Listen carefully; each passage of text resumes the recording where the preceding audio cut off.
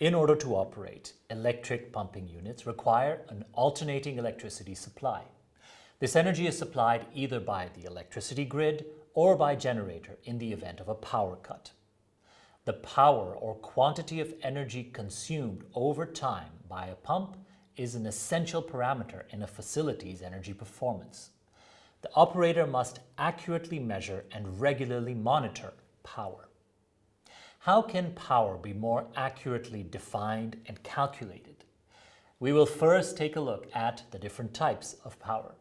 Then we will explain what a power factor is, and we will conclude with the link between consumed power and an energy bill. Let us start with active power.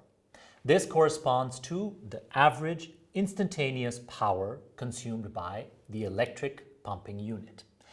Active power is transformed into heat or mechanical energy by a motor in order to operate a pump connected via a rotating shaft. It is the consumption of this power that is billed by electricity providers, regardless of the type of contract. Its formula for three-phasing alternating current is as follows. P, active power in watts, is thus equal to U, the voltage in volts, times I, intensity in amperes, times the square root of 3 times cosine phi, where phi is the angle of voltage wave shift in relation to the current.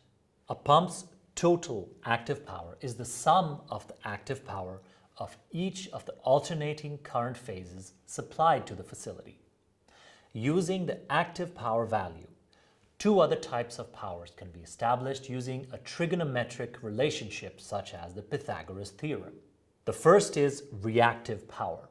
This power is used by equipment that transforms it in order to create electromagnetic fields. This is the case for asynchronous motors in electric pumping units. Reactive energy is also billed by electricity providers, but generally only billed to customers having significant installed capacity within their facilities. This is often the case for water companies with their treatment plants and pumping stations. Its formula for three-phase alternating current is as follows. Q, the reactive power in volt amperes reactive, VAR, is equal to U, the voltage in volts, V, times I, intensity in amperes, A, times the square root of 3 times sine phi, where phi is the angle of the voltage wave shift in relation to the current. Finally, let's define apparent power, which does not have a practical physical sense. Its formula for three-phase alternating current is as follows. S, the apparent power in volt amperes, VA, is equal to U, the voltage in volts, V, I, intensity in amperes, A, square root of 3.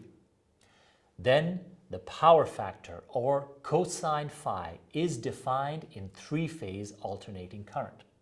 This is equal to the active power divided by the apparent power. Its value is between 0 and 1. This quantity demonstrates the equipment's energy efficiency in consuming power when a current passes through it. If the power factor is equal to 1, then the equipment is said to be purely resistive. If it is equal to 0, the equipment is said to be purely reactive. The further the power factor moves away from 1, the more the reactive energy related to the appliance, such as a pump, increases.